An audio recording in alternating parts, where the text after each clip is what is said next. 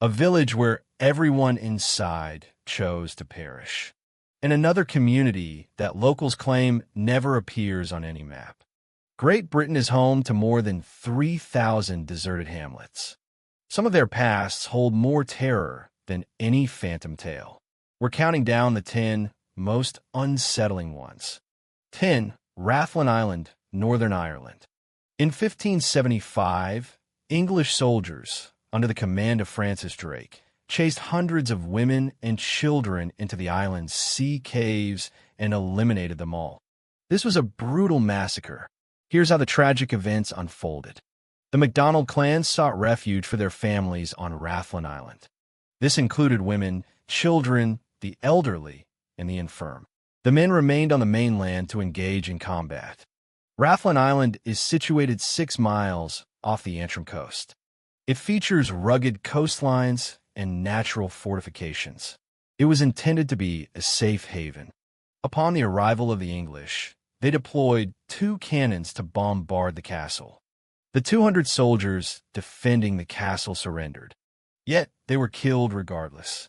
Then, on July 26th, the leader John Norreys instructed his soldiers to scour the island.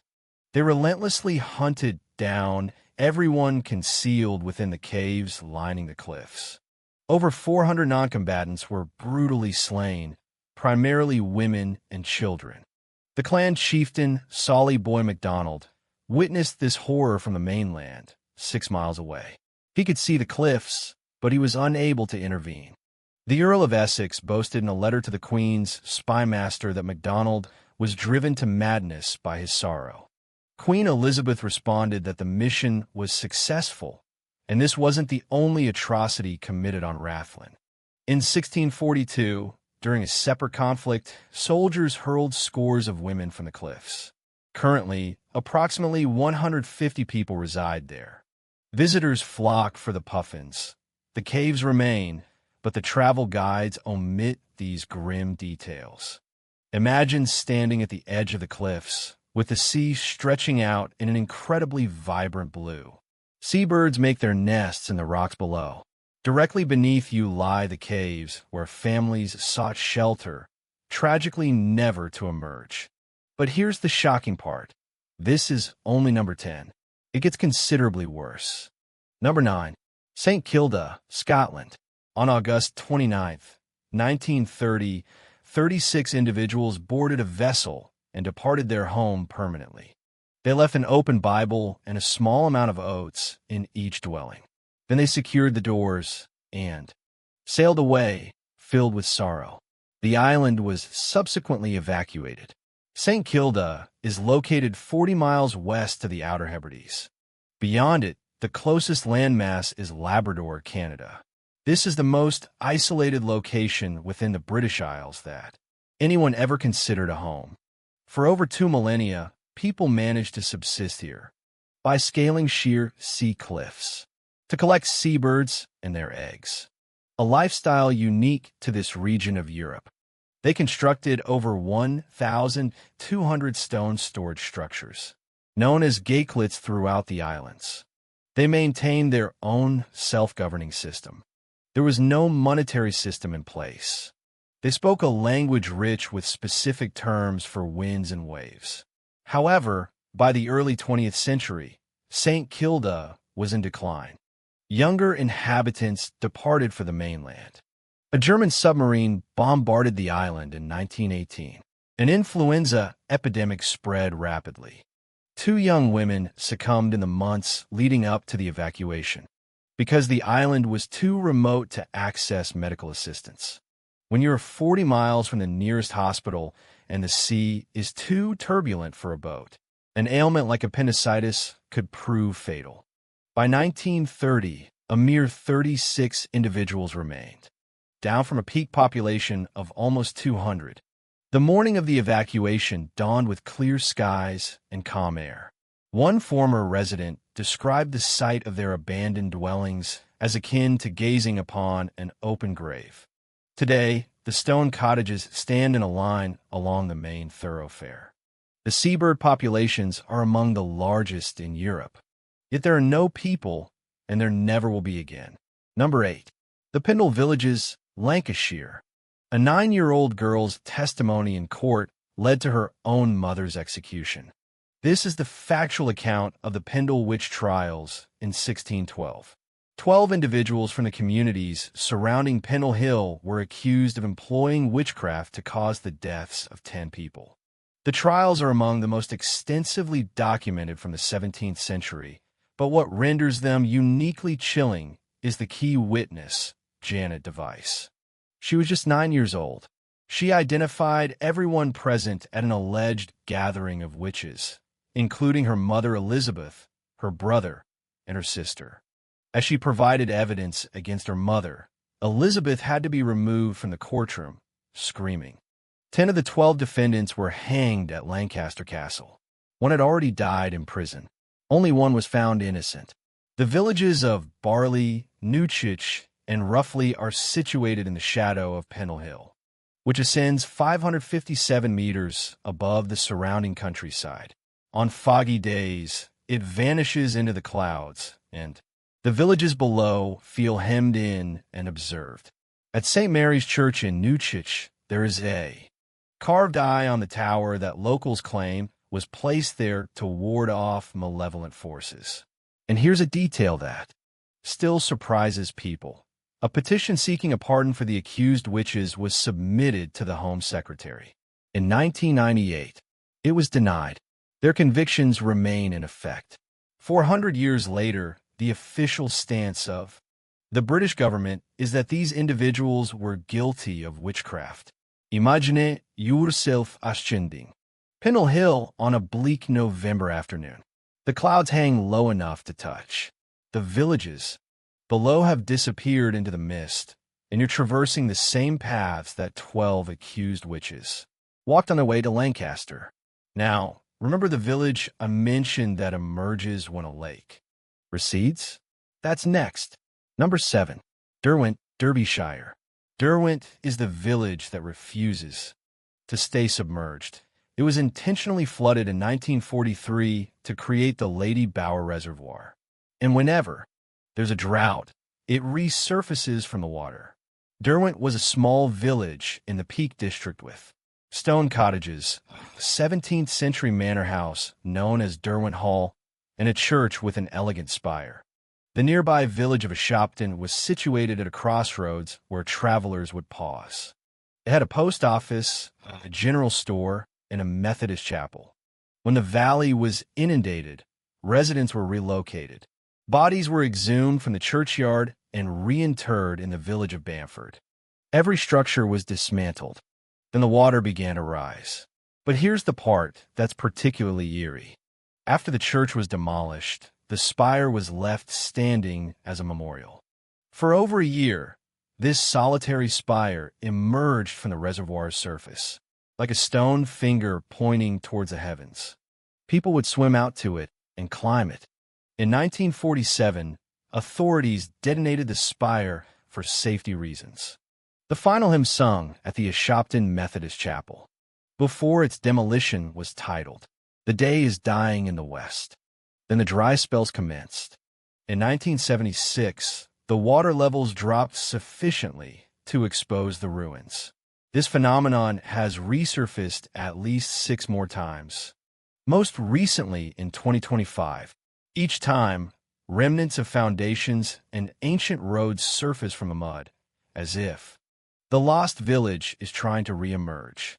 Back in 2018, the crowds were so massive that a man needed rescuing by mountain specialists after getting stuck in deep mud amidst the ruins. Miraculously, the church bells were saved. They now reside in a church in Derby, and with every chime, they echo the haunting story of a submerged village. Picture this, standing by the reservoir during a parched summer. The water level has dropped a staggering 20 feet, revealing the ghostly outlines of streets where people once thrived. Tyneham, pronounced TY number, seems frozen in time, specifically 1943. In November of that year, all 225 residents were given a mere 28 days to relocate. The military claimed their village and 7,500 acres surrounding it for crucial D-Day training operations. The determined villagers left a poignant note pinned to the church door. It read, "Please treat our church and homes with respect. We've relinquished our homes, where many of us spent our entire lives across generations, to aid in winning the war and safeguarding freedom. We are hopeful we will return one day and express our gratitude for your kindness towards our village." Sadly, they never got the chance to return. A mandatory acquisition order in 1948 cemented the village's fate, making the displacement permanent. In 1961, a massive protest erupted with 2,000 people gathering in the village to voice their objections. However, the government remained resolute, refusing their plea. Nowadays, you can experience this place on select weekends, provided there's no ongoing military exercise. And it's in these moments that Tynum truly sends a shiver down your spine. The old schoolhouse has been transformed into a museum. Faded names of children are still visible on the coat hooks. Rows of empty desks remain, and a piano stands silent against the wall. It feels as though the children just stepped out for lunch and never returned. As you wander through the crumbling cottages, you can still make out the hearths and the floor plans of rooms where families once shared their lives. The very last resident, Peter Wellman, passed away in May 2025 at the remarkable age of 100. He had been unable to return to his childhood home for 82 long years. Imagine strolling down the main street on a crisp autumn afternoon. The old telephone box stands near the derelict post office. Cottages missing their roofs line the lane.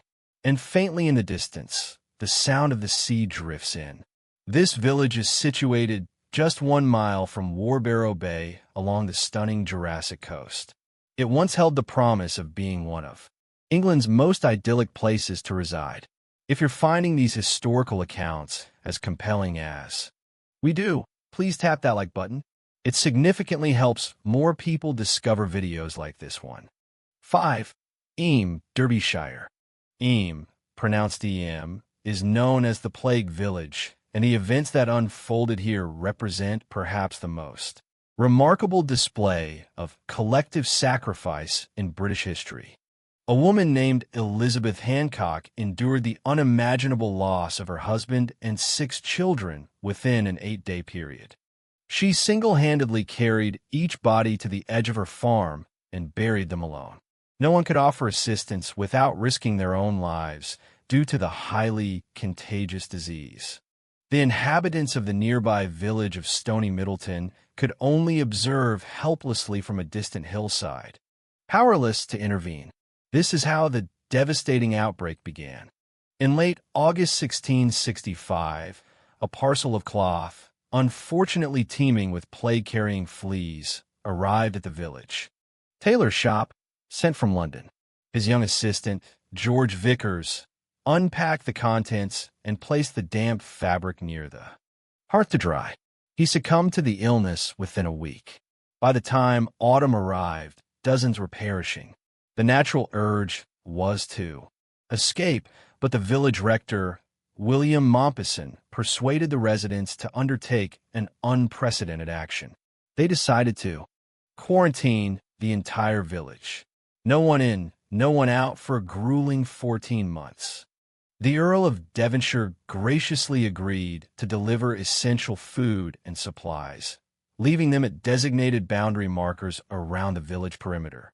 As payment, villagers would deposit coins in holes filled with vinegar, believing this would somehow sterilize the currency. These very boundary stones are still visible today. Out of the 350 inhabitants, a tragic minimum of 260 perished. Astonishingly, over 70 families were completely annihilated by the disease. Mompesson's own wife, Catherine, tragically died in August 1666.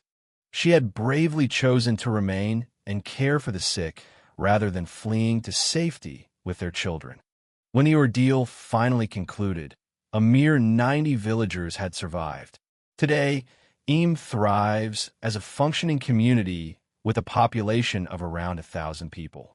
You can still follow the plague trail, passing by marked cottages detailing who resided and tragically died in each dwelling.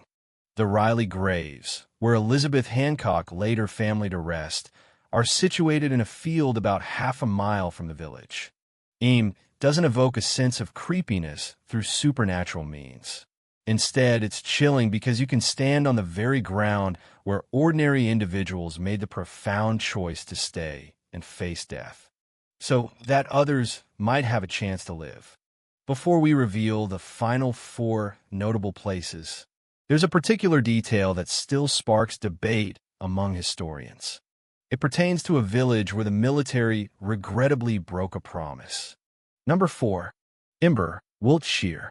Imber is the village the army took over and never relinquished.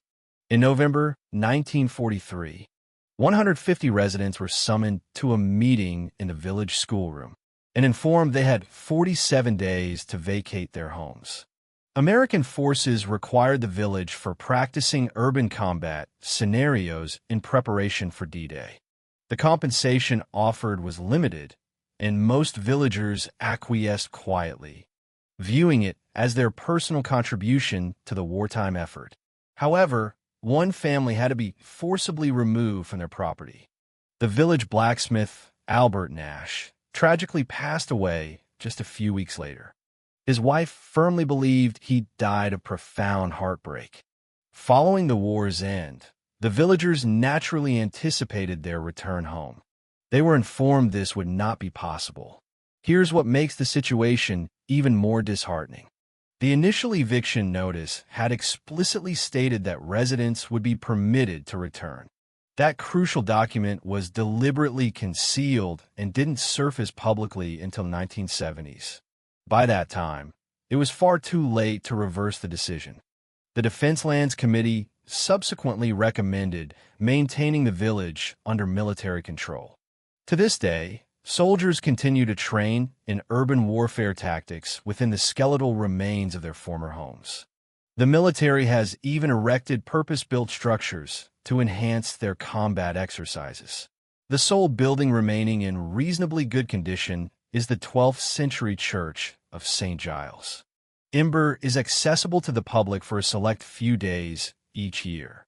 On these designated days, bell ringers assemble to sound the church bells. Volunteers set up stalls to serve tea and refreshments. Visitors stroll down what was once the main street, now flanked by buildings that soldiers have been training amongst. For over 8 decades, the local pub, the Bell Inn, still stands resiliently. The brewery continued to pay its annual license fee well into the 1960s, holding on to the hope that the villagers might eventually return, but they never did. The census records still list Imber, yet its recorded population since 1951 has consistently been 0.